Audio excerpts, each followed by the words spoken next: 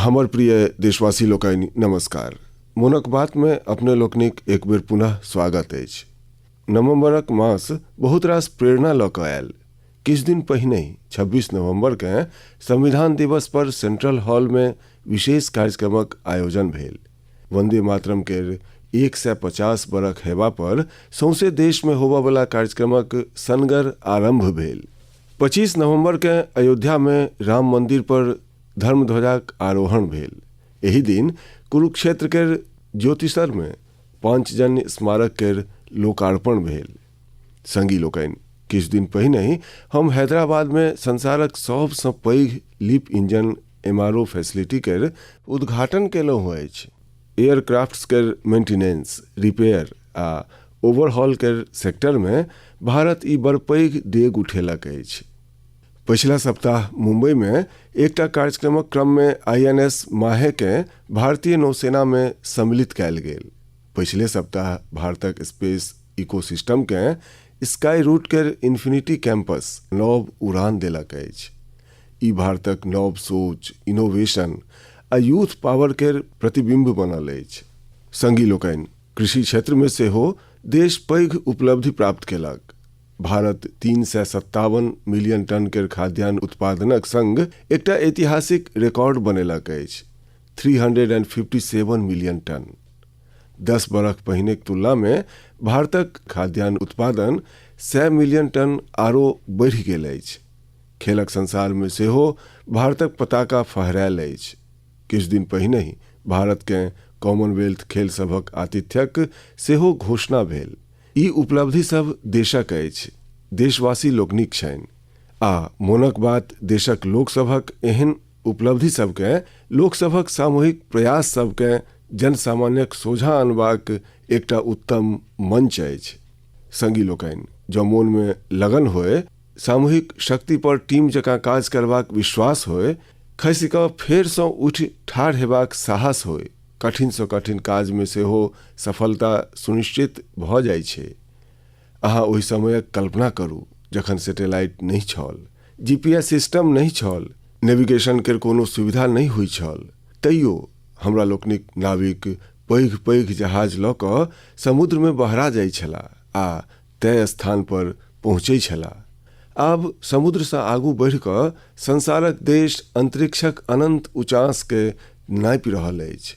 चुनौती ओतहु वैह छै। नहीं GPS सिस्टम छै, नहीं संचारक कोनो ओहन व्यवस्था सब छै। फिर हमरा लोकनि कोना आगू बढ़ब?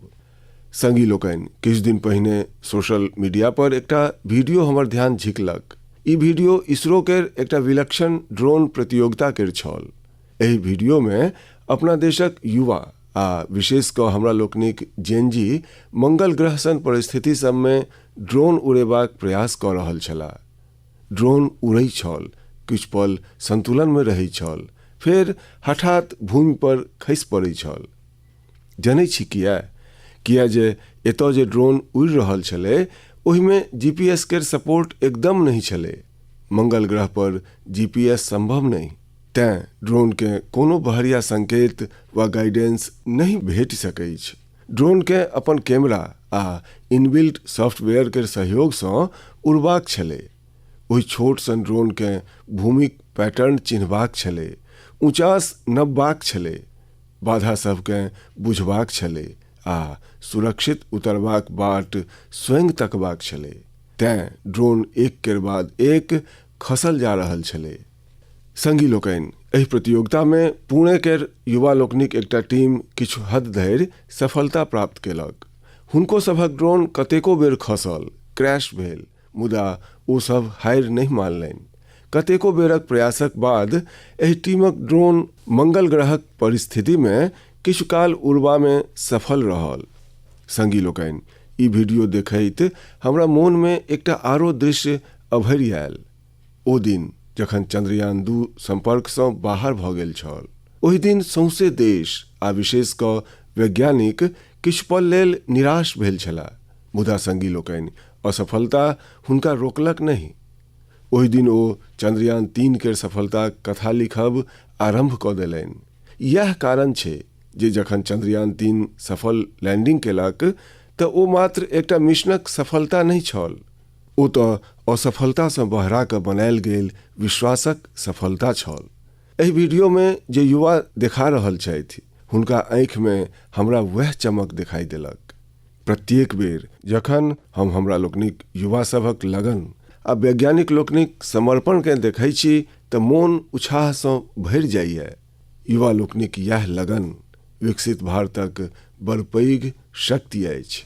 हमर प्रिय देशवासी लोकनि, अहाँ सब मधु केर मधुरतासँ अवश्य परिचित हैब, मुदा अक्सर हमरा सबकेँ ई नहीं जनतब होइए जे एकरा पाछू कतेक लोक सभक परिश्रम छनि, कतेक परंपरा सब अछि आ प्रकृतिक संग कतेक सुंदर तालमेल अछि।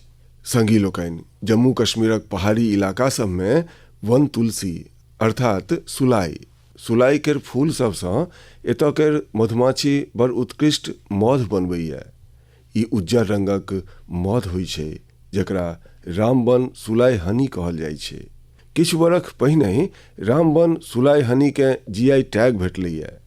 एकर बाद एहि मध केर परिचिति सौंसे देश में बनि रहल छैक।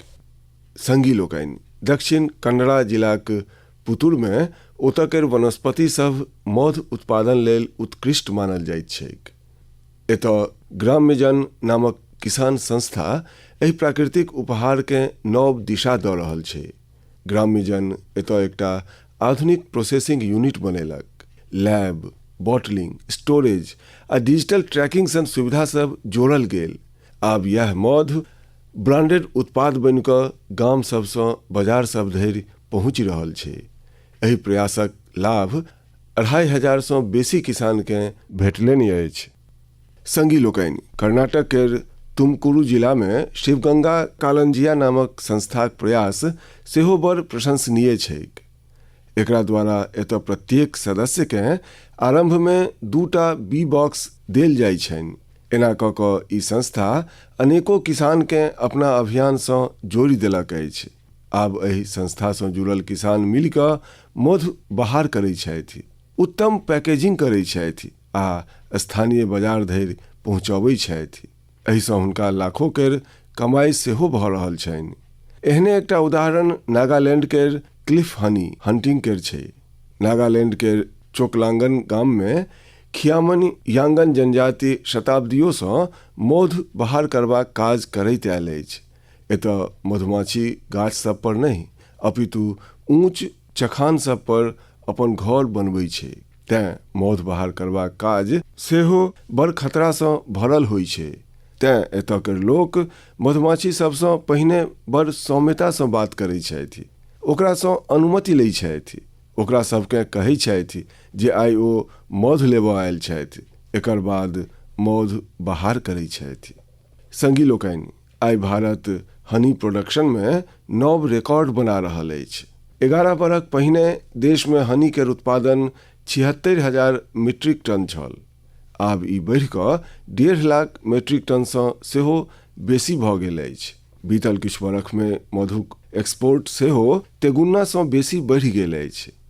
हनी मिशन कार्यक्रम केर अंतर्गत खादी ग्रामोद्योग सेहो 2.25 लाखसँ बेसी बी बॉक्स लोक सब में बँटलक अछि। एहिसँ हजारों लोककेँ रोजगारक नव अवसर भेटलनि अछि। अर्थात देशक फराक फराक कोन सब में मधुक मधुरता सेहो बढ़ि रहल छै आ ई मधुरता किसान लोकनिक आय सेहो बढ़ा रहल छनि। हमर प्रिय देशवासी लोकनि, हरियाणा केर कुरुक्षेत्र में महाभारतक युद्ध भेल छल। ई हमसभ जनै छी, मुदा युद्धक एहि अनुभवकेँ आब अहाँ ओतऽ महाभारत अनुभव केंद्र में सेहो साक्षात अनुभव कऽ सकै छी। एहि अनुभव केंद्र में महाभारतक गाथाकेँ 3D light and sound show आ डिजिटल टेक्निकसँ देखायल जा रहल छै।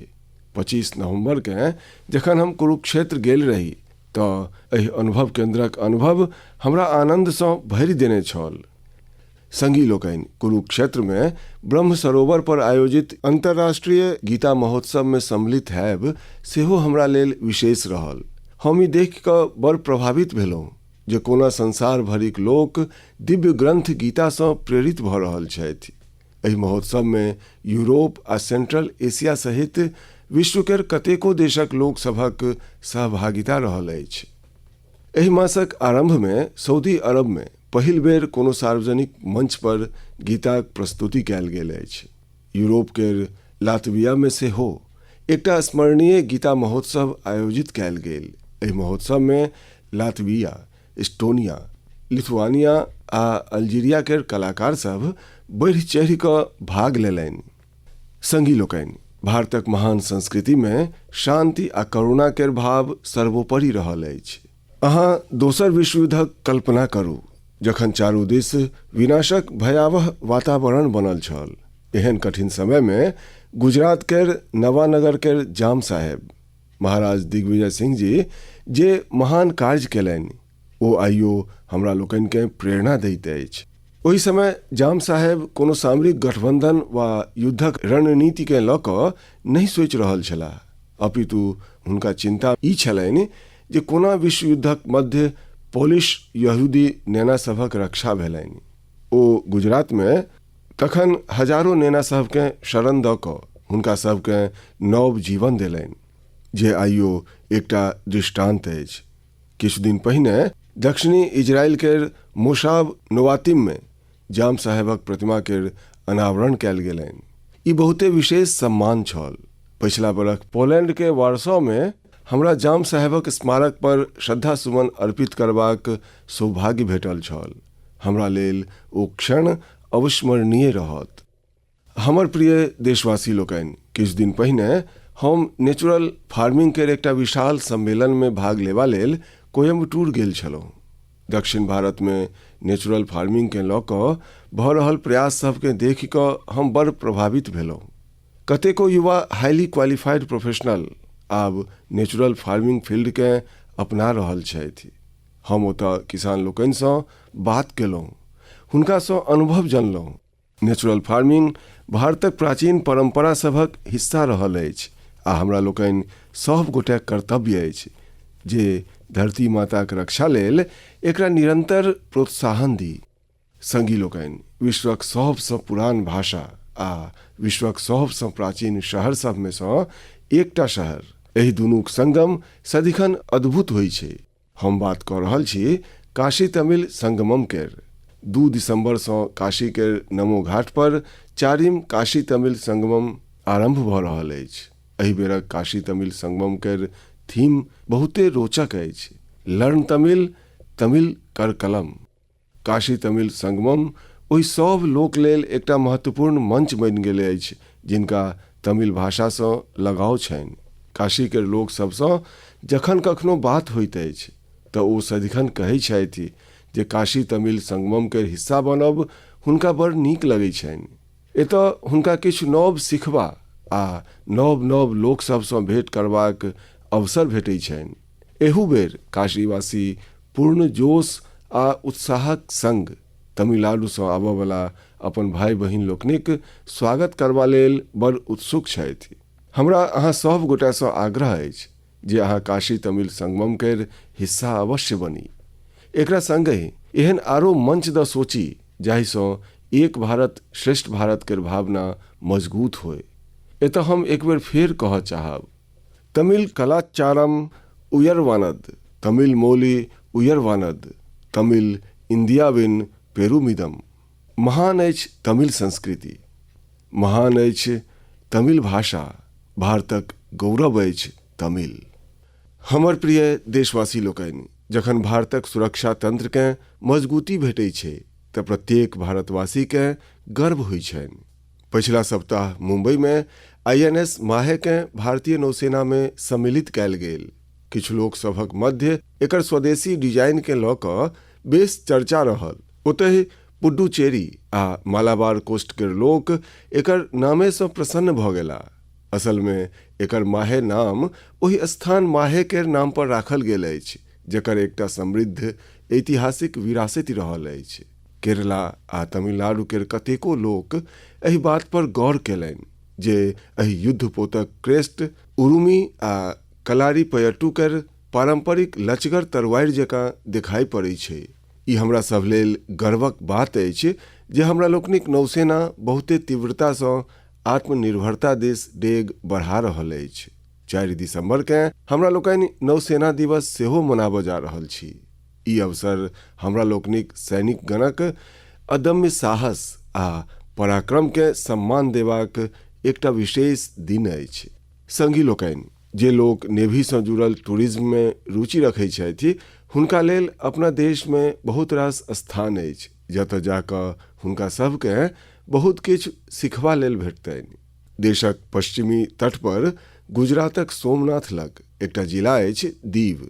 दीव में INS खुखरी के समर्पित खुखरी मेमोरियल एंड म्यूजियम अछि। ओतहि गोवा में नेवल एविएशन म्यूजियम अछि जे एशिया में अपना सन अपूर्व संग्रहालय अछि। फोर्ट कोची केर INS द्रोणाचार्य में इंडियन नेवल मेरीटाइम म्यूजियम अछि। एतऽ अपना देशक मेरीटाइम हिस्ट्री आ इंडियन नेवी केर इवोल्यूशन के देखल जा सकैए। श्री विजयपुरम, जेकरा पहिने पोर्ट ब्लेयर कहल जाइ छल, ओतऽ समुद्रिका नेवल मेरीन म्यूजियम ओहि क्षेत्रक समृद्ध इतिहास के सोझा अनबा लेल जानल जाइत अछि। कारवार केर रविंद्रनाथ टैगोर बीच पर वारशिप म्यूजियम में मिसाइल आ अस्त्र सभक रेप्लिका राखल गेल अछि। विशाखापत्तनम में सेहो एकटा सबमरीन, हेलीकॉप्टर आ एयरक्राफ्ट म्यूजियम अछि जे इंडियन नेवी से जुड़ल अछि। हम अहाँ सब गोटा सँ विशेष कऽ मिलिट्री हिस्ट्री में रुचि रखनिहार लोक सब सँ आग्रह करै छी जे अहाँ एहि म्यूजियम सब के देखऽ अवश्य जाय। हमर प्रिय देशवासी लोकनि, जाड़ आबि गेल अछि आ संगे ही जाड़ सँ जुड़ल टूरिज्म के समय सेहो आबि गेल अछि। संसारक कतेको देश जाड़ में होबऽ वाला टूरिज्म के, विंटर टूरिज्म के अपन अर्थव्यवस्थाक बड़ पैघ आधार बना देलक अछि। अनेको देश में संसारक सबसँ सफल विंटर फेस्टिवल आ विंटर स्पोर्ट्स मॉडल अछि।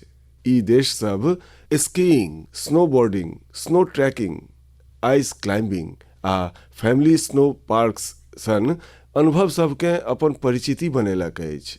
ई सब अपन विंटर फेस्टिवल्स के सेहो वैश्विक आकर्षण में परिवर्तित केलक अछि। संगी लोकनि, अपना देश में सेहो विंटर टूरिज्म केर प्रत्येक क्षमता उपस्थित अछि। हमरा लोकनि लग पहाड़ो अछि, संस्कृतियो अछि आ एडवेंचर के असीम संभावना सेहो अछि। हमरा प्रसन्नता अछि आइ काल्हि उत्तराखंडक विंटर टूरिज्म लोक सब के बड़ आकर्षित कऽ रहल छनि। जाड़क मौसम में औली, मनुष्यारी, चोपटा आ डेयारा सन स्थान सब बेस पॉपुलर भऽ रहल अछि। अखन किछु सप्ताह पहिने पिथौरागढ़ जिला में 14,500 फुट सँ बेसी ऊंचास पर आदि कैलाश में राज्यक पहिल हाई अल्टीट्यूड अल्ट्रा रन मैराथन के आयोजन कैल गेल छल। एहि में देश भरिक 18 राज्य सँ 750 सँ बेसी एथलीट्स भाग लेने छलाह। 60 किलोमीटर लम्बा आदि कैलाश परिक्रमा रन के प्रारंभ करकरौआ जाड़ में भोरे 5 बजे भेल छल। एते ठंडाक बादो लोक सभक उत्साह देखते बनै छल। आदि कैलाशक यात्रा पर जतऽ 3 बरख पहिने धरि मात्र 2000 सँ कम पर्यटक अबै छलाह, आब ई संख्या सेहो बढ़ि कऽ 30,000 सँ बेसी भऽ गेल अछि। संगी लोकनि, किछुए सप्ताह में उत्तराखंड में विंटर गेम्स के आयोजन सेहो हेबाक अछि। देश भरिक खिलाड़ी, एडवेंचर प्रेमी आ खेल सब सँ जुड़ल लोक एहि आयोजन के लऽ कऽ उत्साहित छथि। स्कीइंग होय वा स्नोबोर्डिंग, बर्फ पर होबऽ वाला कतेको खेलक तैयारी सब आरंभ भऽ चुकल अछि। उत्तराखंड विंटर टूरिज्म के बढ़ेबा लेल कनेक्टिविटी आ इंफ्रास्ट्रक्चर पर सेहो फोकस केलक अछि। होम स्टे के लऽ कऽ नव पॉलिसी सेहो बनायल गेल अछि। संगी लोकनि, जाड़ में वेड इन इंडिया अभियान के सेहो फराके धूम होइ छै। जाड़क सोनहुल रौद होय, पहाड़ सँ उतरैत कुहेसक चद्दरि होय, डेस्टिनेशन वेडिंग लेल पहाड़ सेहो आब बेस पॉपुलर भऽ रहल अछि। कतेको विवाह तऽ आब विशेष रूप सँ गंगा जीक किछेर में भऽ रहल अछि। संगी लोकनि, जाड़क आइ काल्हुक दिन में हिमालय के घाटी सब एकटा एहन अनुभवक हिस्सा बनि जाइए जे जीवन भरि संग रहैए। जो अहाँ एहि जाड़ में कतहु जेबाक विचार कऽ रहल छी तऽ हिमालय केर घाटी सभक विकल्प अवश्य राखब। संगी लोकनि, किछु सप्ताह पहिने हम भूटान गेल रही। एहन परिभ्रमण में फराक फराक प्रकारक संवाद आ चर्च सभक अवसर भेटै छै। अपन एहि यात्रा में हम भूटानक राजा, वर्तमान राजाक पिताजी जे स्वयं सेहो पहिने राजा रहि चुकल छथि, ओतऽ केर प्रधानमंत्री आ अन्य लोक सबसँ भेंट केलहुँ। एहि क्रम में प्रत्येक सँ एकटा बात सुनबा लेल अवश्य भेटल। सब लोक ओतऽ बुद्धिस्ट रेलिक्स अर्थात भगवान बुद्धक पवित्र अवशेष पठेबाकेँ लऽ कऽ भारतवासी लोकनिक आभार व्यक्त कऽ रहल छलाह। हम जखन कखनो ई सुनलहुँ तऽ हमर हृदय गर्व सँ भरि उठल। संगी लोकनि, भगवान बुद्धक पावन अवशेष सभके लऽ कऽ कतेको अन्य देश में सेहो एहने उत्साह देखबा लेल भेटल अछि। पछिले मास नेशनल म्यूजियम सँ एहि पवित्र अवशेष सभकेँ रूस केर कलमिकिया लऽ जायल गेल छल। ओतऽ बौद्ध धर्मक विशेष महत्व छै। हमरा जनतब देल गेल जे एकर दर्शन लेल रूस केर सुदूर सँ सेहो बड़ पैघ संख्या में लोक ओतऽ पहुँचला। एहि पवित्र अवशेष सभकेँ मंगोलिया, वियतनाम आ थाईलैंड सेहो लऽ गेल जा चुकल अछि। प्रत्येक ठाम लोक सभक भारी उत्साह देखबा लेल भेटल अछि। एकर दर्शन लेल थाईलैंड के राजा सेहो पहुँचल छलाह। सौंसे विश्व में भगवान बुद्धक पवित्र अवशेष सभक प्रति एहि प्रकारक गंभीर जुड़ाव देखि कऽ मोन भाव विभोर भऽ उठैत अछि। ई सुनि कऽ बड़ नीक लगैत अछि जे कोना एहि प्रकारक कोनो पहल संसार भरिक लोक सबकेँ परस्पर जोड़बाक माध्यम बनि जाइए। हमर प्रिय देशवासी लोकनि, हम अहाँ सबसँ सदिखन वोकल फॉर लोकल केर मंत्रकेँ संग लऽ कऽ चलबाक बात करै छी। अखन किछु दिन पहिने G20 शिखर सम्मेलनक क्रम में जखन विश्वक कतेको नेता लोकनिकेँ उपहार देबाक बात आयल तऽ हम फेर कहलहुँ वोकल फॉर लोकल। हम देशवासी लोकनि दिस सँ विश्वक नेता सबकेँ जे उपहार भेंट कयल, ओहिमे एहि भावनाक विशेष ध्यान राखल गेल। G20 केर क्रम में हम दक्षिण अफ्रीका केर राष्ट्रपति के नटराजक कांस्य प्रतिमा भेंट कयल। ई तमिलनाडुक तंजावुर केर सांस्कृतिक विरासत सँ जुड़ल चोलकालीन शिल्पकलाक अद्भुत उदाहरण अछि। कनाडा केर प्रधानमंत्री के चानीक अश्व केर प्रतिकृति देल गेलनि। ई राजस्थानक उदयपुरक उत्कृष्ट शिल्पकला के दर्शबैत अछि। जापानक प्रधानमंत्री के चानीक बुद्धक प्रतिकृति भेंट कयल गेलनि। एहि में तेलंगाना आ करीमनगरक प्रसिद्ध सिल्वर क्राफ्ट केर सूक्ष्मताक जनतब होइत अछि। इटली केर प्रधानमंत्री के फूल सभक आकृति वाला सिल्वर मिरर उपहार में देलहुँ। इहो करीमनगरक पारंपरिक धातु शिल्पकला के प्रदर्शित करैए। ऑस्ट्रेलिया केर प्रधानमंत्री के हम ब्रास उर्ली भेंट कयल।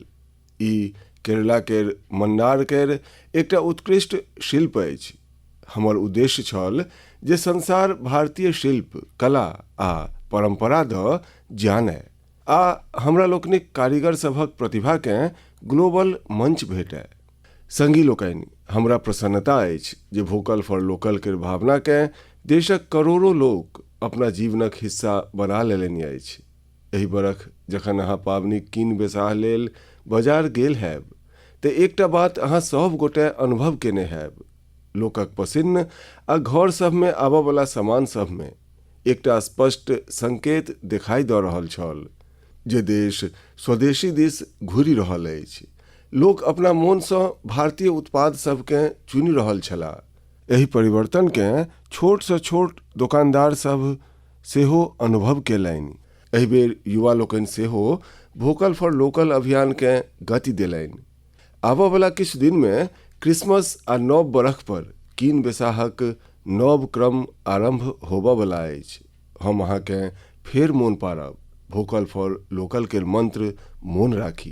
कीनी वह जे देश में बनल होय, बेची वह जाहि में कोनो देशवासीक परिश्रम लागल होय।